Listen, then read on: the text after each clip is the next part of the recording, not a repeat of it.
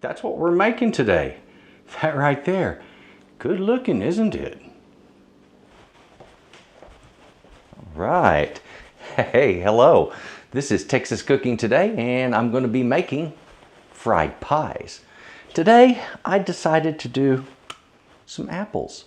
You can do any kind of a fried pie you want, but I like my fruit pies to be a little bit on the tart side. So I chose the Granny Smith, and I'm not one of those that likes to macerate it in sugar. No, I do mine a little bit different. So we'll look at that in just a moment. I've got some neat ingredients here. We're going to get into making this. Now I've done a little baked pies before, little hand pies that are made the same exact way except they're baked. Well, this time I decided, hey, we're going to have some fun. We're going to do some fried pies. I haven't done that on my show yet, so what the heck, it's time. Now, I haven't ever made this recipe before, so I'm going to develop the recipe as we go. It's being developed on the fly. I pretty much already thought out what I wanted to do. I'm making a basic pie dough. Okay, nothing fancy, no frills. And then with the basic pie dough, I'm going to be making a filling for it, apple filling. Simple enough, right? And then we're going to fix it and fry it up. Folks, this isn't like we're trying to do a scientific experiment. We're just developing a recipe. That's what I do for a living. Okay, I develop recipes and I provide them to you on YouTube. Just that this time you get to see how it's being developed. Recipe development can be fun. And on this one, it's a simple and easy thing to do. So let's get all of our ingredients put together and get everything ready. This is one thing where you want your dough ingredients as cold as possible. Come on over, let's take a look and get started on this. Now folks, I have basic ingredients for a pie crust. All I'm going to do is take my flour, put it in the big bowl, take the fats, butter and lard, cut those into the flour. Okay, use your pastry blender, cut those in until you have pieces about the size of peas, and of course make sure that salt is in there as well. And then start adding in milk until it will hold itself together well. It should not be smooth like white bread would be, but you want it not to fall apart the way your typical pie crust does. You need a little more gluten activation on this one in order to get that pie dough to hold together the right way. Okay, I've made my dough and got it all mixed, and I'm getting ready to cut it up into smaller pieces. Or I've already divided the dough, but I'm going to cut up my paper here, in smaller pieces. And I want to use this to stack in between these little rounds I make. This isn't the size I'm going to make, it's just a little flat that I start with, and then I roll it out from there. But that's what I press it into by hand. So do each one of them that way, stack them in the fridge. And once they're in the fridge, just let them sit there as you're making your filling, okay? Okay, I have those ready to go into the refrigerator. So I usually put these like inside of a bag or something. If you want to, you can do that. And then just get them under refrigeration as you're making your filling, okay? Trust me, that really makes these come out better, much, much better. Okay folks, I'm getting ready to turn these apples into fine dice. I'm looking for dice anywhere from about 3/8 of an inch to 1/2 inch square. So if you would just make yours that way. And if you've never done that, watch the tutorial. What I'm going to do is use a peeling knife. I'm going to peel these suckers, half them, core them, and then dice them into fine dice. They're really smooth and easy. So do that, not hard. And once we have these in fine dice in a bowl, then we're going to get a pan out and get it prepped and start cooking these up just the right way. Okay, I've got these little guys peeled. The next thing I want to do is I'm going to half them, core them, and then we're going to go ahead and get them diced.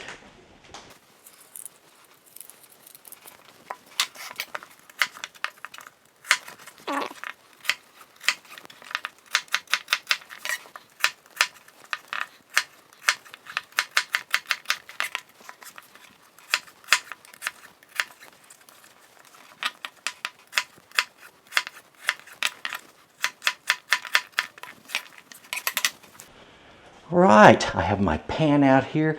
I've got my apples that have been diced up. I got a little bit of oil I'm going to use to cook these in. Just a small amount for the bottom of the pan to slick it up a little bit.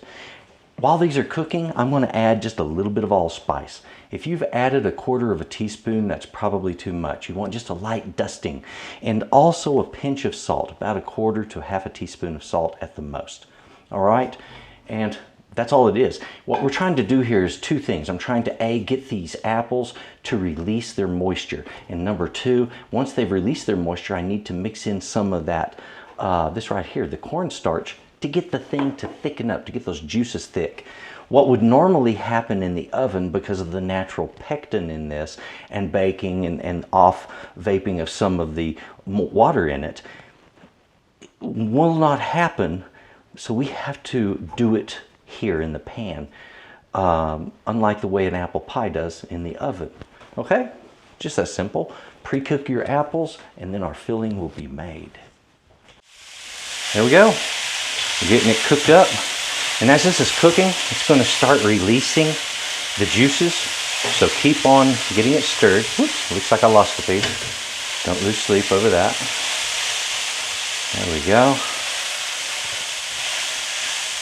Now I'm not looking to get like deep cooking here, but I need to soften this a little bit. And like I said, I need to release some of the juice so that what does come out we can thicken. I'm going to go ahead now and do a light sprinkling of my spice over the top. That way it gets cooked with the apple. All right, I got my spices in there, got this cooked, and I used only about maybe a teaspoon of my thickener, of my cornstarch.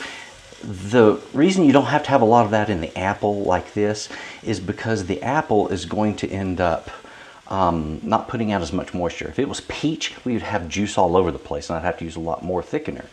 Either way, it still works out. We have the apples cooked, they're still softening there, and I have them resting at the moment. The brown that's in here, don't worry about that. That's all flavor, and it's going to be delicious inside of those fried pies.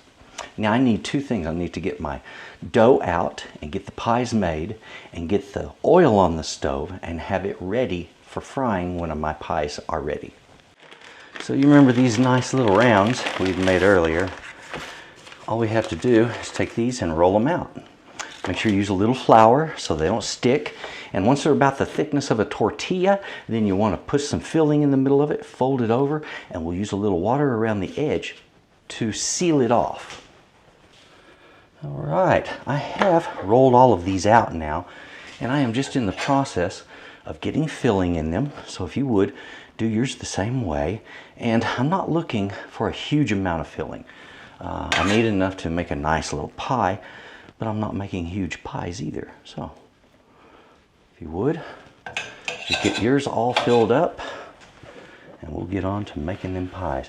And you wet the lower edge, fold it over, crimp it with a fork, and then trim it with a little wheel, and you'll get something, oops, I tore it a little bit, something similar to this. It's been sitting here for a while. The ingredients that I'm using today for all of this wonderful dish, well, we got some Granny Smith apples, and I'm saying around 3 or 4 of these apples should be enough for this kind of recipe. I have a tablespoon of my thickener over there, that's cornstarch. I'm going to be using about 1/2 teaspoon of salt in the apple compote that I'll do on the inside, and just a little bit of allspice, not a whole lot, just a little bit, so it's kind of a neat background flavor. I don't like my spicy flavors to be overwhelming when it comes to an apple pie. I like the apples to really shine and be themselves, and in this dish, they're going to be. Over here, a basic pie filling recipe. I've got some flour, and there's a couple of cups here. I'm going to start with 1/2 cup of milk, though I don't think I need that much to make a good dough. And I have here about 1/3 cup each of lard and butter. And then 1/4 to 1/2 teaspoon of salt, depending on your taste and your needs for salt. Okay, so that's it right there. Now let's take a look at what these things look like once they've been fried and they're ready to eat. I have these now cooking. They are at 325 degrees and frying up What I'm looking for is just a nice even golden brown across the surface on both of them, and at that point I'm going to put them on a rack to dry, or rather to drip and to cool a little bit. And you'll want like a pan rack for that, and a sheet rack, sheet pan for those pan racks to be on. It's a great way to handle something that comes out of the oil. As you can see, when these come out, they look pretty doggone good, don't they? Wow. Now these are the pies right here that I had some breaks in the outside of them, and so I put some repairs on them just by moistening some more of that same pastry and sticking it to the outside. We're going to see how well that works. It'll either be a success or it'll be a fail. We'll see. I'm going to sit and enjoying this. This pastry, oh man, I want you to look really, really closely at this. This pastry is flaky, it's layered, and that's from making it the right way, cutting that fat in the right way. Also, the use of lard really improves the flakiness of a crust over just butter.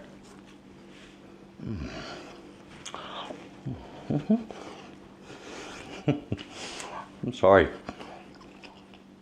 This is so good I can't resist. It's still tangy. I love that. No sugar needed. Let the apple be who it is. Thank you very, very much for watching this. If you would, and if you want the recipe in PDF format, take a look in the description box. You're going to see a link to S.A.Trotter.com. That's where you're going to get the PDF form. Also, if you want some one-on-one interaction with me or have me make a video specifically for you, check out my Wisio. That link is down there also.